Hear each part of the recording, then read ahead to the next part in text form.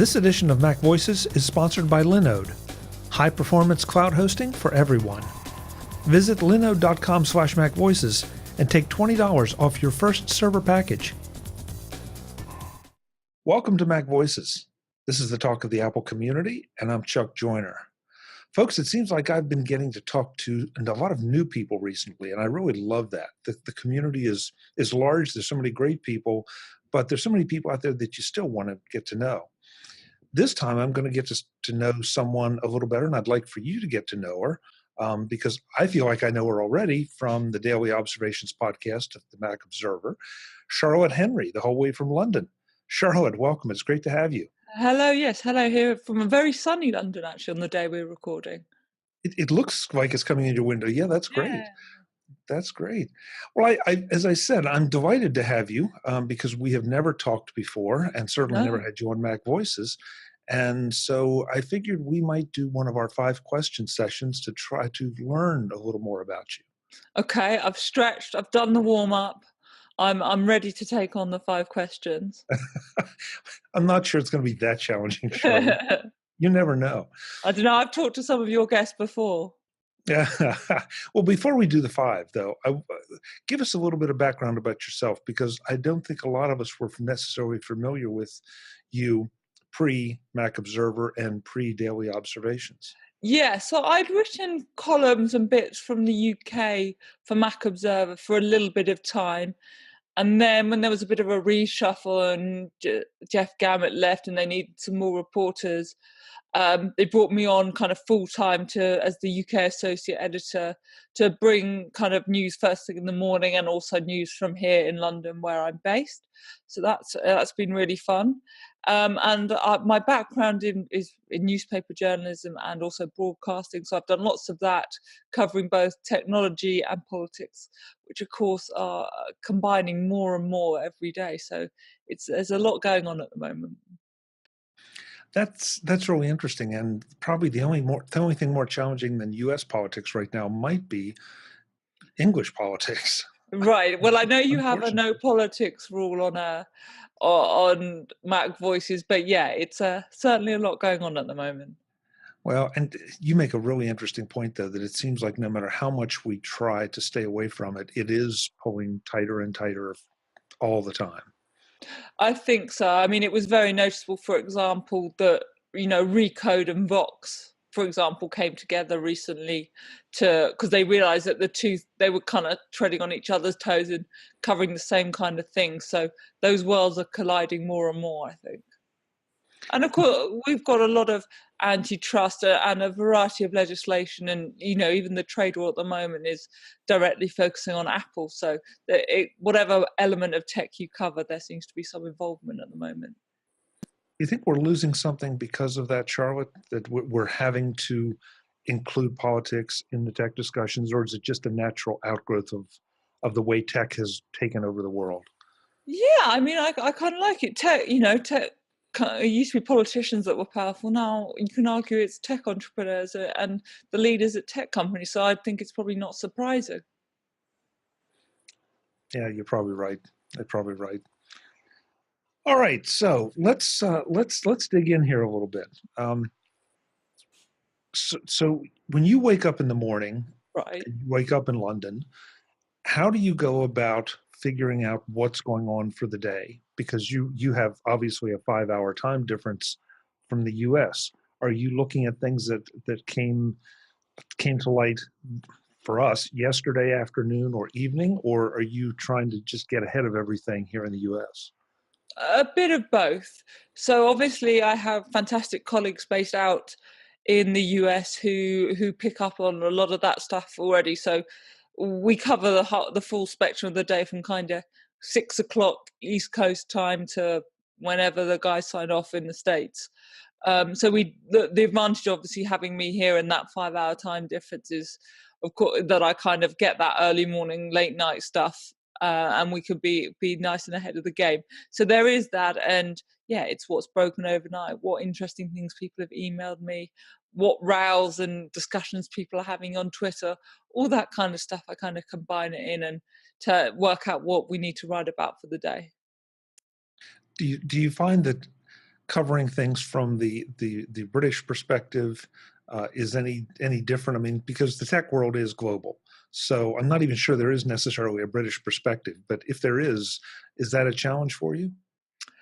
So I don't think it's a challenge. I think it's quite exciting actually, because obviously I live in London where we have a fantastic startup scene.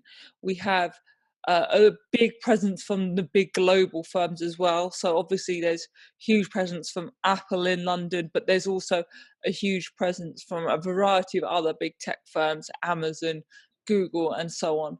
So I don't feel particularly separated from Silicon Valley at all. We have what we call here Silicon Roundabout, which is a roundabout. It's an actual roundabout in Old Street in London, which a lot of startup firms have based themselves around that area. And so, no, I don't feel separated. I feel like there's a lot of exciting things happening here in the UK.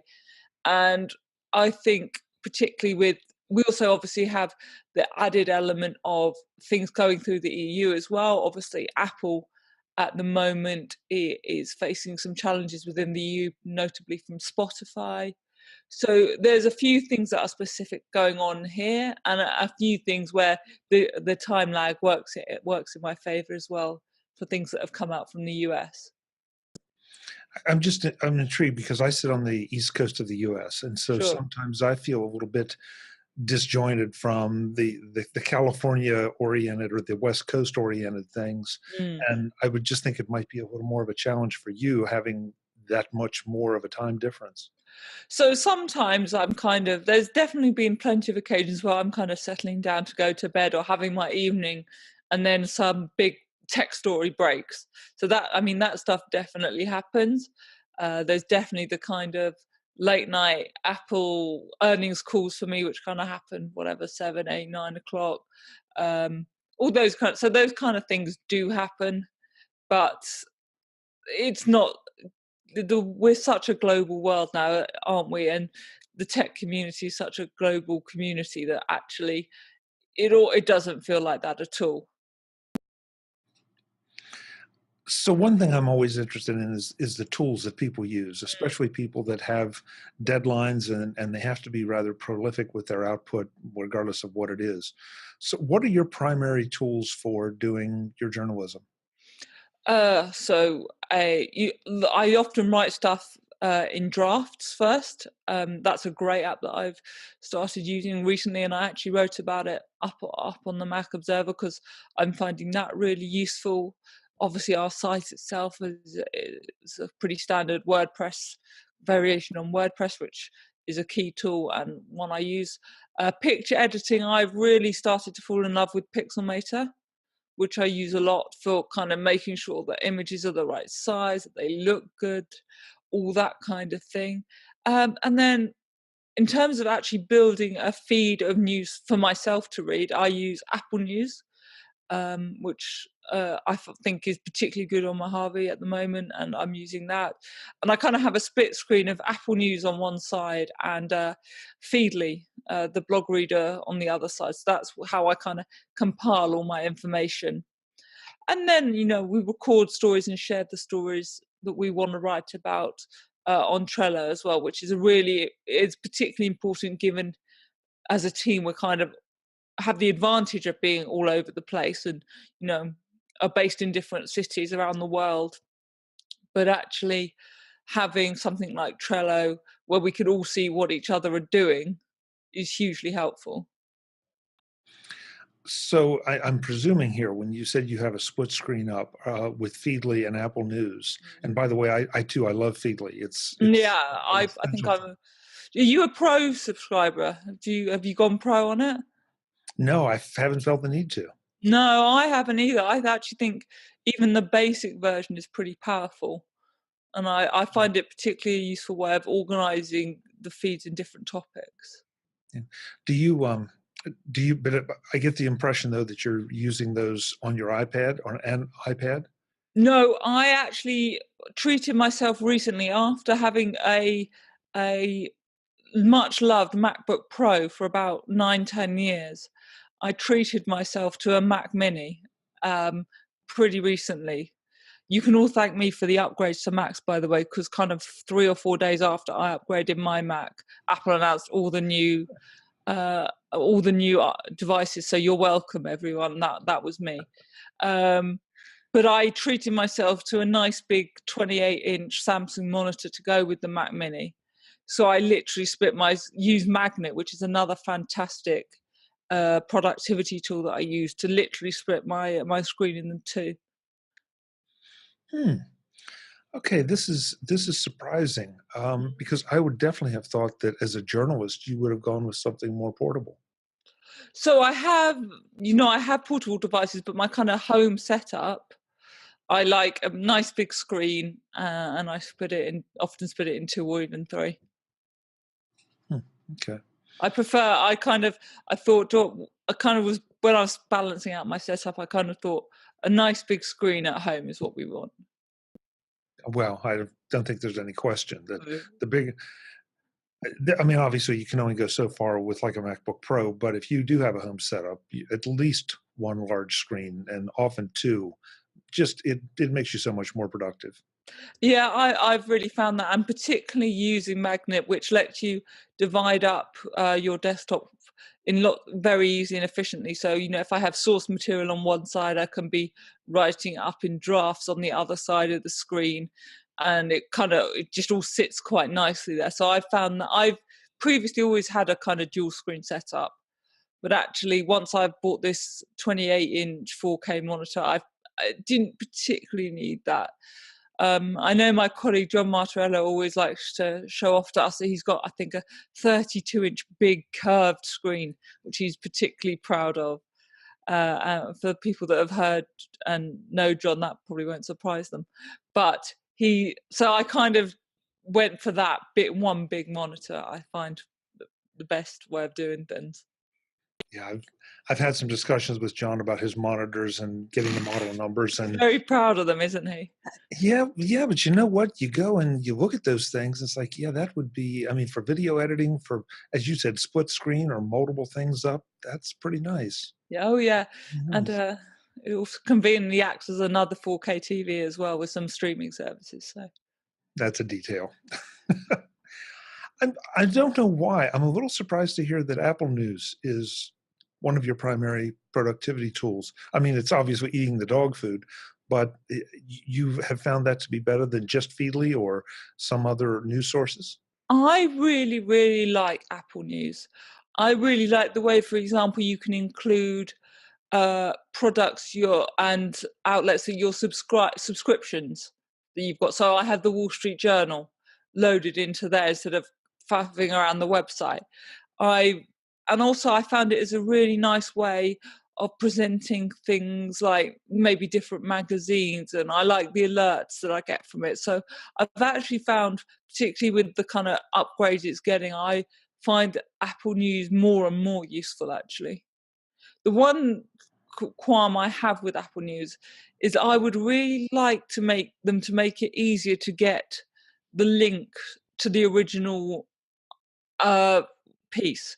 Now, I can understand why that doesn't happen from both Apple's perspective and the publisher's perspective. But, for me, who might want to read something and then share it quickly or include a link to it in a story I'm writing, that I do find a pain, and Feedly is much better for that. Yeah, I agree. In fact, when I first started using Apple News, I was rather surprised. I kept looking around. Okay, how do I get the URL? And I've honestly spent far too long looking for a URL on these pieces. I don't quite understand why that is a thing. But I love the presentation of the material on Apple News. I think it's probably as shallow as that almost, the reason why I like Apple News so much, because the content is presented so nicely, whereas sometimes with Feedly you get just maybe a synopsis of a piece or that kind of thing. So it's a good balance. yeah, no, and I agree. I mean, everything has compromises. I like Feedly a lot, but there are a couple things I would change if I could. But sometimes it's also a function of the actual RSS feed, what the feed will give. For sure. So, Right. yeah. Okay, so this is one of my favorite ones because I think it's just always so interesting the way people use it. What note app or apps do you use, or do you use a note app of any kind? So I am a devotee of Evernote. Really? Yeah. So I like how you know, when I was writing my book, which is coming out soon, called Not Buying It, quick plug, I found a way of compiling. If it was a really good way to compile research, if I'm on the go and see something, I often will record it in Feedly, a link or something like that. And if I quickly just want to write a bit of plain text out, I find Evernote is a really good way of recording that. And of course, what I like about it as well is you can record multiple formats of things around one topic. So if I am writing a quick note and then take a picture, I find it's a really good way of combining anything. However, I have to say, as journalists, I've not found anything is a better note-taking app than an old-fashioned notebook. That still is pretty hard to beat. I would agree with you. I find myself, I don't want to rely on paper, but it is convenient if you're on the telephone or Right. something, to reach over and grab that pen and pad and scribble your notes out. I've tried using handwriting recognition things, or even just graphic applications with the iPad. It's Yeah. just not the same. It's just not the same. No, I mean Moleskin. I noticed have kind of worked with Evernote, haven't they? To have, if you write something in your Moleskin notebook, it can then be transported into Evernote, which I kind of like the idea of that. And I suspect that's going to be the kind of next step people will take, because you often want to take things that you write out by hand onto a digital format, whatever that is. But so I suspect there'll be a number of companies that start to work on those things. And actually, you can see uses, particularly with an iPhone and stuff, a quick snap on a picture to get notes of whatever kind will be the way forward, I think. Do you consider yourself an Evernote power user? No, I probably don't have to use it enough for that, but I probably use more. Maybe I do use a lot of the facilities more than most people, but I just find it a really useful kind of background tool for, like I say, compiling notes, compiling links, quickly writing a paragraph or two down if I need to on the go, uh, you, compiling a quick snap picture, that kind of thing. I find it really useful for that, and almost as a way of organizing your material. Okay. I don't know why I guess it surprises me a little bit just because it seemed like Evernote, for better or worse, logically or not, fell out of favor with so many people when they were having some problems. And so I seldom hear anyone say Evernote anymore. And that's not to denigrate the product. The product is a great product. It just seems to have sort of dropped out of the mind share. It has, and there are some really good other products. Like I use Todoist the whole time as a to-do list app, because it can automatically import cards from Trello. It can send you alerts to your phone or your computer. You can attach different links and things to it to remind you where you need to go. So, and organize things in kind of projects. So personal, work, whatever. So I find Todoist also a really important tool for me, just to kind of work through each thing each day. That's why I love asking these questions. I did not know Todoist would pull from Trello.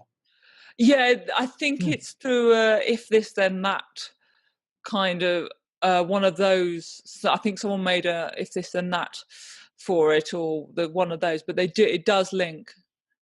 Hmm. Very interesting. Yeah, no, Okay. it's a really good facility, and I think, yeah, if you install that, and you're a member on that card, it will automatically import it into your Todoist inbox. Hmm. So this is not one of the questions. We'll get on to question 4 in a minute. But I've since made it through 3 already. you made it through 3, I'm but doing okay. you're doing great. And since you did the plug, I want to know about the book.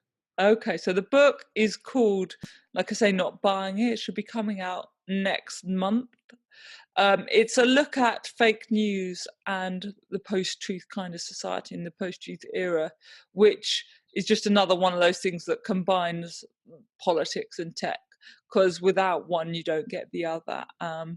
Obviously, the emphasis on social media that is a hugely prominent part of the book, and it's a core part of the story, but there are other elements too. Hmm. Okay, so you have a standing invitation right now. As soon as you're ready and the book is out, I'd love to have you come back and talk about that. We I can look forward violate the, to I look forward to joining you again. yeah, we will violate the no politics rule because inevitably we have to talk about that. But A that sounds little like bit. a really fascinating topic. Today's Mac Voices is supported by Linode. You can build it on Linode. What can you build on Linode? Pretty much anything you want from a server perspective. With fast native SSD storage, industry-leading processors, and a 1.4 gigabit network, your server is going to be really fast. So your resulting web presence is going to be really fast. With Linode's quick install options, you can get all kinds of servers up and running with just a click or two. WordPress, Minecraft, OpenVPN, Arc, WireGuard, Drupal, and more are all at your command. So creating is easy. Even if you have dozens of Linodes installed, their easy-to-use dashboard makes managing simple. So, management is easy. Linode has data centers all over the world, from Newark to London, Singapore to Toronto. Linode has you covered. So managing geography-related matters is easy. In those rare instances that a problem does arise, Linode has 24/7 customer support. So support is easy. You can configure backups when you need them, with 3 times replication. So keeping the data on your server safe is easy. Increasing and decreasing storage can be done with a click, so adjusting to your growing or shrinking needs is easy. In other words, using Linode for your virtual cloud server is easy. That's why you need to visit linode.com/MacVoices right now to find out what it can do for you and to get a $20 discount on your first purchase. That's Linode, linode.com/MacVoices. If you've been wanting to check out a virtual server, now's your big chance. Go to linode.com/MacVoices and get started today. Thanks to Linode for their support of Mac Voices. Okay, so I'm going to use that as sort of a leverage for question number 4. Because I know one, because I'm friends with you on one piece of or one social media service, but Yeah, what are what are your preferred social media channels? uh, so preferred is an interesting word. I think probably necessity. So I use Twitter a lot, whether it's for sharing stories that we're writing on the Mac Observer or sharing our daily observations podcast or things like that,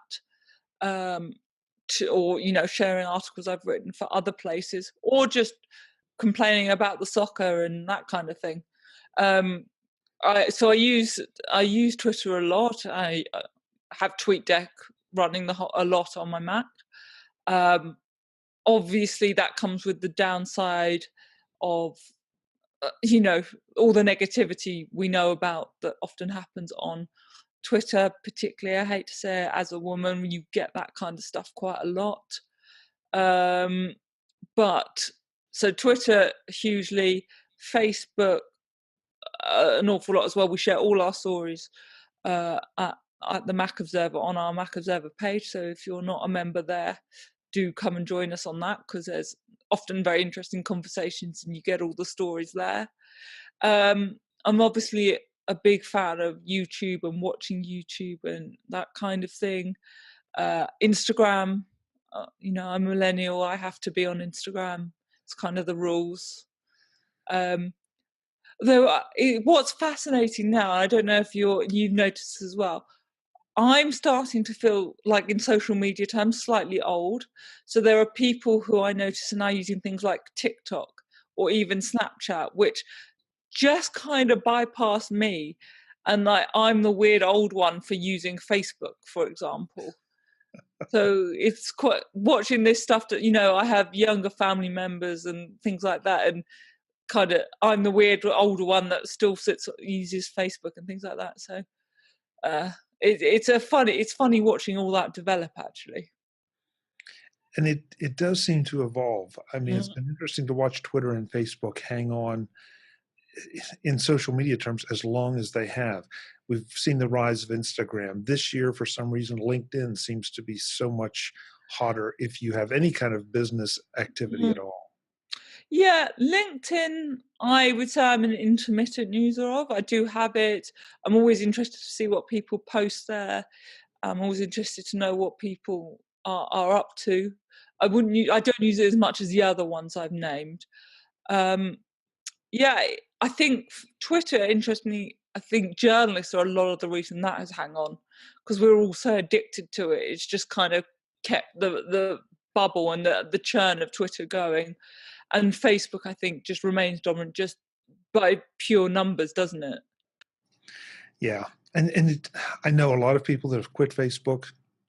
There are times I would love to, but at the end of the day, I think you said early in your answer, it's almost essential. It's almost a necessity that you have to be there to stay connected with people personally and business wise. Yeah, and I have friends in other countries, family members in other countries. It's a lovely way to stay connected with them. And for all the negativity we discuss with social media, we should look at those kind of positive things as well. We became friends because of Facebook, so there can only be good, right?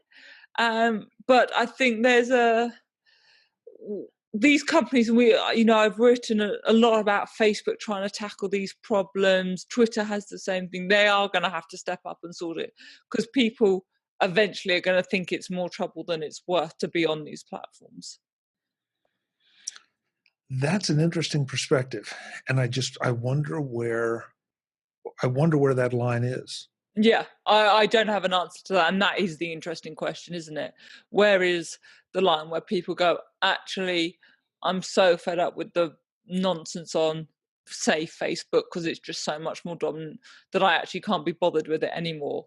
And of course, does that mean they stop using Instagram and WhatsApp, which are, Facebook anyway? Yeah.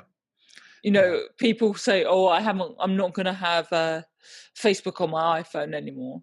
Okay, but you're still going into Instagram every day and WhatsApping everyone the whole time. So you're still part of the Facebook ecosystem. But being part of the ecosystem, I'm not sure folks really think about that. No, they don't. Facebook is Facebook as Facebook looks and acts and behaves a lot differently than Instagram. And so I think the people are looking more at the particular platform, not the ecosystem. I think you're right, but I think they should be looking at the ecosystem as a whole. Yeah, but you have a political bent. Will I also have yeah, sure, and I have the technology bent where we read every day and write every day about, uh, you know, we wrote at the time we're recording this show. We've just been dealing with the fallout for a very significant WhatsApp vulnerability that put spyware on people's phones via WhatsApp, and they had to update WhatsApp for both iPhone and Android because of it. Now, that's a Facebook problem ultimately, right? It's Facebook's problem to deal with. Yeah, and I agree with you. I'm not sure that. I mean, you're right. We're both tech people, Yeah. and you're a political person, and have a passing interest in politics. But I think more, they're more. I hear people quit Facebook because of all the junk and all the negativity. Not as much negativity on Instagram, or at least my perception No. is that there's not. I think I've noticed, I've had people say that as well, that kind of Instagram is it's the happy social network. I don't know if that's because it's kind of a bit more limited. It's harder to find people, I would say, on Instagram. Like, you're less likely to follow perhaps people you don't know on Instagram in the way you would on Twitter. That kind of thing, I wonder. It's hard to be too, maybe I'm wrong, but I would have thought it's harder to troll someone who's just putting up nice pictures of their garden or their dinner than it is if they're sharing things on Twitter. It's an interesting way that the platforms have developed organically, I think. and I can only speak for myself. It took me a while to sort of not figure out Instagram because it's pretty transparent, but figure out how to interact and why you would interact. And everything seems to be image. Of course, it is image driven. Sure. So it's not as much unless you're going to take a picture of yourself carrying a sign and protesting something. It's a little bit more difficult to do something inflammatory or complain about something unless it's just literally right there in front of you and you take a picture of it.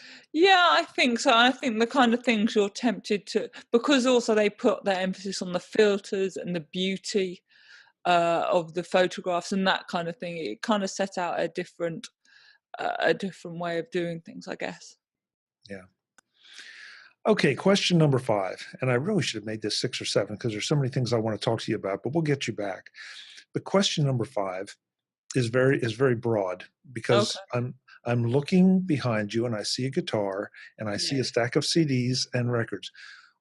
What part does music play in your life? Oh, so that is a broad question. It's a very big question. So music in a way is how I got into tech, if I can put it that way. So Really? I've always been a bit nerdy and interested in tech and computers and things anyway, but I ended up doing my degree was in music technology. So I spent a lot of time in recording studios, a lot of time with Apple's using things like Pro Tools, like Logic, those kind of things. And so that kind of it brought me completely into the Apple ecosystem because I still believe that Apple is the best platform and Mac is the best platform for producing audio. So it put me into that worldview. And yeah, I just I had to always use it for, composing, for editing audio, for editing video as well, which was a large part of the work I did at university and afterwards. So yeah, music as a whole is a huge part just because, even from when I'm sitting writing my stories, I'll often have music on or that kind of thing. Um, I think I did a story not long ago also about turning your Mac into a DJ booth because now, of course, there's all these apps that you can fantastic products actually, things like DJ, that kind of thing that you can use on your computer to produce music, to mix music. So there's a variety of ways that music always comes in. It always comes back to music a lot for me. Music and sport tend to be my releases from politics and tech. So you have the guitar in the background. I assume you play. Do you perform, or is it No, just for you? Dave is the proper musician and performer over on the Mac Observer. Oh darn! I was hoping we'd get to hear you play. No, definitely not. And thankfully, there's a string broken on that guitar, so I've got a good excuse to get out of it this time.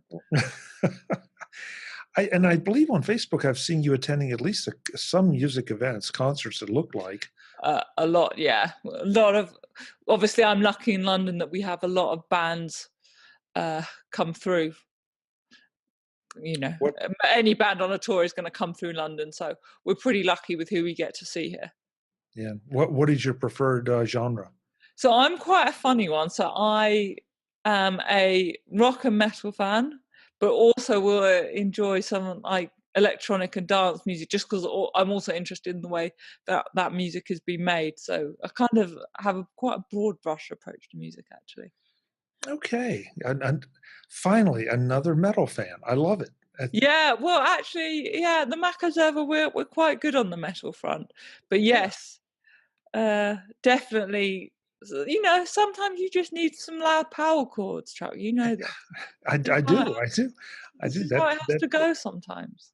That is what is typically playing at my house, and Good. Well, the neighbors are complaining, so that's yeah. fun. Well, we'll have to do a rock and roll special of MacVoices one time. I like it. I like it. Compare some favorites. Yeah, Compare some exactly. favorites. Exactly. So by my count, I think we have at least 3 more shows to do here. Oh, at least. I mean, I'm particularly looking forward to the heavy metal special now. But I, I'm with you. I'm with you. So if you will, take us through where folks can contact you. Obviously, the Mac Observer, but yeah. all the social media presences that we just talked about. Yeah, so as you say, writing over at the Mac Observer every day. I'm at Charlotte A. Henry on Twitter. There is a Charlotte Henry Facebook page where I often share stories and stuff that I've written. And I think I'm at Charlotte A. Henry on Instagram as well. So you can come and see all the pictures of my dinner there. Well, that's perfect. And I'll make sure there are links in the show notes in Charlotte's bio, folks, so you can find her and follow her and see what she's listening to and what she's eating. Exactly. That's really, I pretend people are coming for the tech, but we know the truth. Got it. Charlotte, thank you so much. It's been a delight, and I will look forward to our next conversation. Thank you so much. And if I don't speak to you before, enjoy MacStock and WWDC and all the fun things we have coming up over the next few weeks. I will do, and we'll make sure to, we'll think of you. How's that? When I'm here in the UK, you're all having fun over there. Yeah, but you have all those great bands coming through, so. Well, that's true. So I'm off to some concerts instead. It balances out. Folks, I'm Chuck Joyner. This is MacVoices. I hope you enjoyed this. I certainly did, getting to know Charlotte and a little bit of her background, because if I have my way, she will be back here on as regular basis as I can get her. Until the next time, and as always, thanks for watching. Visit MacVoices.com for show notes and to connect with Chuck on social media. Get involved in our Facebook group or like our Facebook page, and get more out of your Apple tech with MacVoices Magazine, free on Flipboard and on the web. And if you find value in it all, consider supporting us through either our Patreon campaign at patreon.com/MacVoices or by making a one-time donation via the PayPal link on our front page and in the show notes of each episode. You will join these fine people who help bring you MacVoices.